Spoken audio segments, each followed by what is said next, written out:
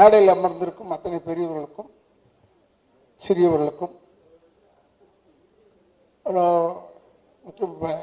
ஜேபியில் வந்திருக்காரு, கிருஷ்ணா வந்திருக்கான். அவங்களாம் அந்த படத்தில் வந்து ஏதோ ஒரு விதத்தில் கனெக்டட். அவங்க வந்ததும் எனக்கு ரொம்ப பெருமையாக இருந்தது.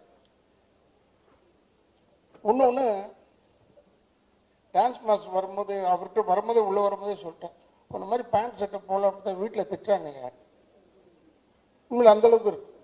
அவர் போட்டால் தான் அழகாக இருக்கு. அப்பேற்பட்ட ஒரு நல்ல மனிதன். இன்னொன்று எனக்கு என்ன பிடிச்சதுன்னா, மாசுக்கிட்ட எல்லாம் அவர் படம் எடுத்தாருன்னா, அவர் படம் நடிக்கிறாருன்னா ஏதாவது ஒரு சாங்கில் வருவார், ஒரு சின்ன பிட்டாவது வருவார். அது எதுக்கு வராருன்னு எனக்கு தெரியாது. டே நீ ஒழுங்காக ஆட மாட்டேடா, எப்பயாவது நீ ஆடுறதை பார்த்துக்கடான்னு அதுக்கு வராரா என்னன்னு எனக்கு தெரியாது. ரொம்ப பிரமாதமாக செய்யக்கூடிய மனிதன். இப்போ கிருஷ்ணன் பேசும்போது சொன்னான், ராதாகிருஷ்ணன் இப்போ நீங்கெல்லாம் வந்து உண்மையில் இந்த காலத்தில் இவ்வளோ வேகமாக இருக்கணுன்றதை கற்றுக்கிட்டதை இவனுக்கிட்ட இருந்தான். ஏன்னா நாங்கள் எங்கே பழைய வந்தாலும் அப்படி வந்துக்கிட்டு போயிட்டுலாம் முடியாது. இப்போ தேவான சகோதரர்கள் இருக்காங்கன்னா நாங்களாம் ஒரு செட்டு தான் இல்லை, நாங்களாம் ஒரு பெரிய செட்டு. அப்படி சொல்லிட்டு இருந்தேன் ஜெயபிரகாஷ்கிட்ட, நாங்கள் ரொம்ப நல்லவங்க இல்லை, பட் இப்போ நல்லவங்களாகிட்டோம். ஏன்னா முடியாமைன்னு ஒன்று இருக்கு பாருங்க, அதை ஒன்றுமே சொல்ல முடியாது, செய்ய முடியாது. நான் எல்லாருக்கும் அட்வைஸ் தான் பண்ணுவேன்.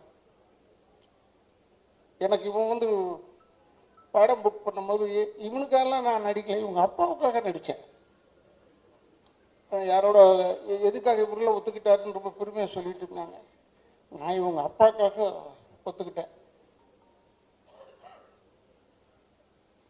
அவர் பேர் என்னன்னா கருணாநிதின்னு பேர். எனக்கு ரொம்ப பிடிச்ச பேர் தான். பரவாயில்ல, நான் வரேன். நான் எதுக்கு சொல்றேன்னா, இவன் எடுத்தான் அன்பண்ணன் தான் பேக் பண்றாரு சார்னு சொல்லிட்டு இவன் அவரை பார்க்கறதுக்கு 4 வருஷம் ஆச்சு. நான் டெய்லி போவேன், அவர் வீட்டு தாண்டி தான் போவேன் எங்கள் ஹாஸ்பிட்டலுக்கு. அப்போ பார்க்கும்போது கருணாநிதி நான் பார்ப்பேன். கருணாநிதி பார்த்தாலே அன்பு இருக்காருன்னு அர்த்தம். நல்ல எதையுமே அதிகமாக யூஸ் பண்ணிக்க மாட்டார் இவங்க அப்பா. அது மாதிரி இப்போ எனக்கு ப்ரொடியூசர்னு அறிமுகப்படுத்தினாங்க. நான் நினச்சிக்கிட்டு இருக்கேன் அன்பு சார் தான் எடுக்கிறாருன்னு பார்த்தா இவன் ஒரு ப்ரொடியூசர் இருக்கான். அதில் இப்படி எல்லாரும் சேர்ந்து இந்த படத்தை வந்து பெரிய வெற்றி படமாக, ஏன்னா ஹீரோவை பண்ணுறவன் வந்து ஜேபி பையன் ஜெயபிரகாஷ்ன்னு எனக்கு நல்லா தெரியும். இருந்தாலும் அவன் பையன் தெரிஞ்ச உடனே எனக்கு ரொம்ப உண்மையான ஒரு புலங்காகிதம். இங்க இருக்கிறவங்க அத்தனை பேருமே இந்த படம் நல்லா ஓடணும்னு சொன்னாங்க. இப்போ கூட சகோதரர் நான் வில்லன் செஞ்சுட்டேன் இதில் அப்படின்னு சொல்லி என்னை பற்றி ஏதோ சொன்னார்.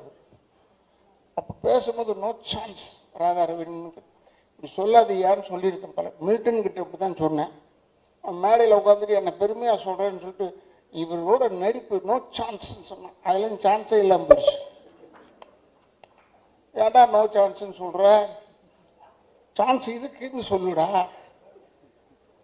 ஏன்னா இப்போ உருட்டுறது ரொம்ப நமக்குலாம், எனக்கு வெறும் கேமரா முன்னாடி தான் நடிக்க தெரியும், பின்னாடிலாம் நடிக்கவே தெரியாது. எனக்கு கேமரா முன்னாடி நல்லா நடிப்பேன். இந்த நிக்கில கேட்டு பாருங்க, அவன் சொல்லுவான், அவன் வந்து உலகமாக நடிக்காம நிக்கில். அவன் பார்த்தோன்னு சார் அண்ணா பாடுறான். நம்ம பார்த்தோன்னு அவன் எல்லாருக்குமே அதான் சொல்லிக்கிட்டே வரான் உள்ள.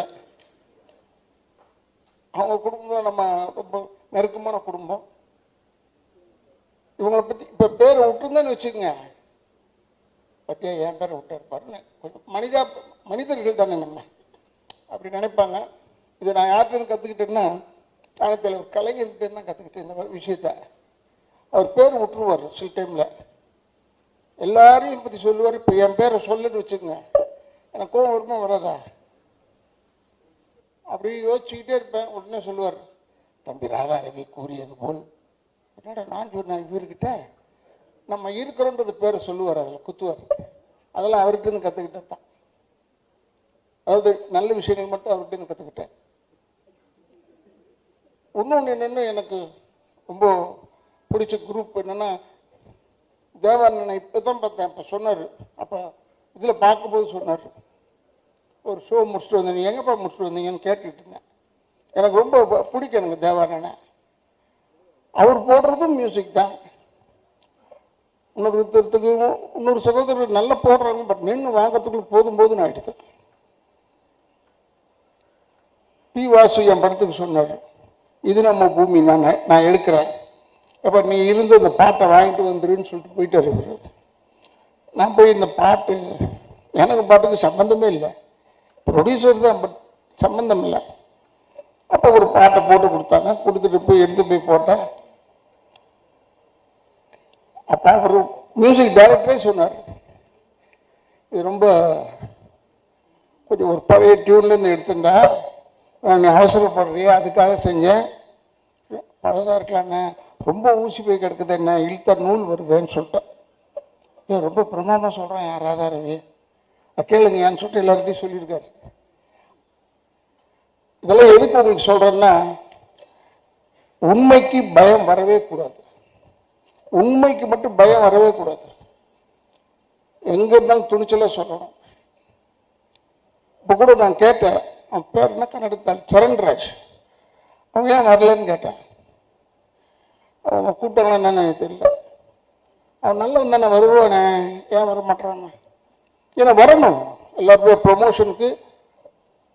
ஒருவேளை இந்த மாதிரி படங்களுக்கெல்லாம் வந்தால் பெரிய ஹெல்ப்பாக இருக்கும், படம் ஓடுறதுக்கு பெரிய உதவியாக இருக்கும். ஏன்னா இது ஆடட் அட்ராக்ஷன் தான். இந்த ஃபங்க்ஷன் வைக்கிறாங்களா, இதெல்லாம் வந்து ஒரு added attraction for a film. ஏன்னா வேற ஒன்றுமே செய்ய சொல்லி என்னை வந்து டான்ஸ் ஆடுங்கன்னு சொல்லலை, வந்து நின்று பேசிட்டு போங்கன்னு நம்மளால எது முடியுமோ அது தெரிஞ்சுதான் சொல்கிறாங்க. எதுக்காக சொல்கிறேன்னா, இப்போ நீங்கள் யூடியூபர்ஸ் எல்லாம் இருக்கீங்க, பத்திரிகையாளர்கள் சில பேர் இருக்காங்க, எல்லாருமே நல்லதாக போடுவாங்கன்னு சொல்ல முடியாது. சில டைமில் அப்படி ஒரு பொடி வைப்பாங்க.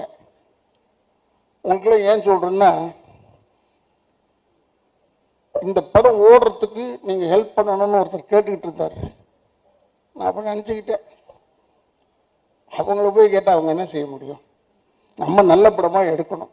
பட் இந்த படம் நல்லா இருக்குன்னு ஏன் சொல்கிறேன், நானும் படம்லாம் பார்க்கல, ஏன் நல்லா இருக்குன்னு சொன்னால், தண்ணி பஞ்சம் நம்ம ஊரில் ஹெவியாக இருக்கு, பயங்கரமாக இருக்கு.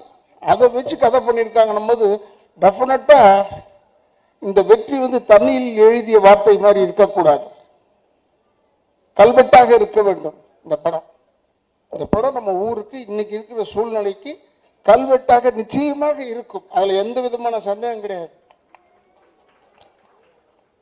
உனக்கு சொல்கிறேன், டைரக்டர் சொல்கிறேன், என்னென்ன படம் வந்து 5 நாள் தானே ஓடிச்சு, 10 நாள் தானே ஓடிச்சு, அப்புறம் தேட்டர் எடுக்கிறேன்னு சொல்லி, அதெல்லாம் அப்படி தாண்டா. இப்போல்லாம் வந்து 2 வெற்றிகரமான 2வது நாள் போடுறாங்க, ஒன்று 5 நாள் ஓடி இருக்கு. அதை சொல்லு. ஏன் சொல்கிறேன்னா, இப்போ நான் கூட கடைசி தோட்டான ஒரு படம் நடித்தேன், அந்த ரிலீஸ்லேயே பெஸ்ட் பிக்சருங்க இதுன்னு சொன்னாங்க. அப்போ ஒரு 3 நாள் படம் சேர்ந்தாப்புல ரிலீஸ் ஆச்சு. அப்பாடா, பெஸ்ட் பிக்சர் எப்படி ஒரு 25 நாள் ஓடும். பார்த்தா 8 தேட்டர்லேருந்து எடுத்துட்டாங்க, தேட்டர் கிடைக்கல.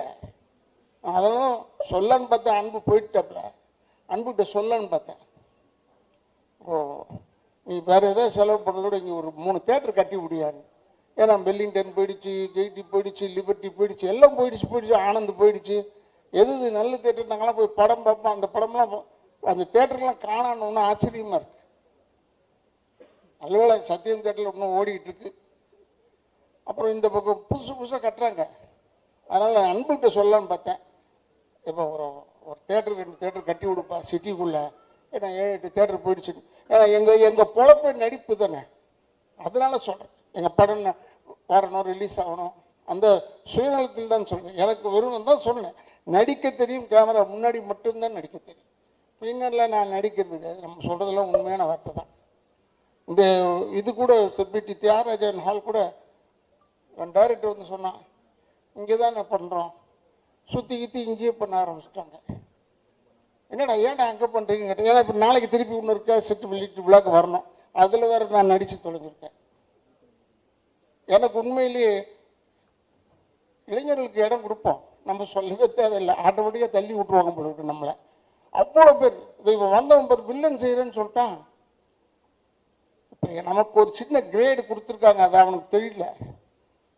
முதல்லலாம் நானே தான் நேராக போய் பொண்ணை தூக்கிக்கிட்டோ குடும்பத்தை கெடுத்துக்கிட்டோ ஏதோ இருப்பேன். இப்போ அது கிடையாது, ஆர்டர் பண்ணுறது தான். போய் அவங்களெல்லாம் போய் கெடு, போய் இந்த குடும்பத்தை கெடு, வெறும் ஆர்டர் பண்ணுறதோட விட்டானுங்க. ஏன்னா இவர் வச்சு கூப்பிட்டு போய் ஓடணும் வரணும் எல்லாம் வேணாண்டா, உட்கார சொல்லுன்னு சொல்கிறான். அதுக்குன்னு வச்சுருக்கான் ஆளுங்களை இப்போ கெடுக்கிறதுக்குன்னு. ஆனால் நான் உண்மையை சொல்கிறேன், கெடுக்கிறதுக்குன்னு நீ நினைக்காது. தமிழ்நாட்டு மக்கள் மாதிரி அறிவாளிங்க யாருமே கிடையாது. நானும் விஜயகாந்தும் அலைவோசைன்னு ஒரு படம், அதில் மேட்டுப்பாளையத்தில் எடுத்துகிட்டு இருந்தோம். இந்த கல்லர் ஸ்டேஷன் அண்டை போய் எடுத்த காட்டுக்குள்ளே போய் கூட்டம் வரக்கூடாதுன்னு ஃபைட் எடுத்துக்கிட்டு இருந்தோம். அங்கே ஒரு 6 பொம்பளைங்க வந்துருச்சு படம் பார்க்க, ஷூட்டிங் பார்க்க. வந்து விஜயகாந்த் பக்கத்தில் உட்காந்துட்டு, தம்பி நீங்கள் ராதாரவியில் நம்பாதீங்க தம்பி. பக்கத்தில் ஒரு சிகரெட் பிடிச்சிக்கிட்டே இருந்தேன். ஏமா நான் தான்மா ராதாரவி. அது தெரியும் தம்பி, நீ தானே தெரிஞ்சுக்கிட்டு சொல்லுதுன்னா அப்போ நான் நினச்சேன் நம்ம கேரக்டர் சக்ஸஸ் ஆகும். அப்பாடா பயப்படுறாங்களே அந்த அளவுக்கு. அது ஏன்னா PS வீரப்பண்ணனை பற்றி சொல்லியிருக்காங்க, நம்பியார் சாமியை பற்றி சொல்லியிருக்காங்க, எங்கள் அப்பாவெல்லாம் பற்றிலாம் சொல்லியிருக்காங்க. பட் நம்மளை பற்றி இப்படி நேரம் சொல்லும் போது எனக்கு பெரிய சந்தோஷம்.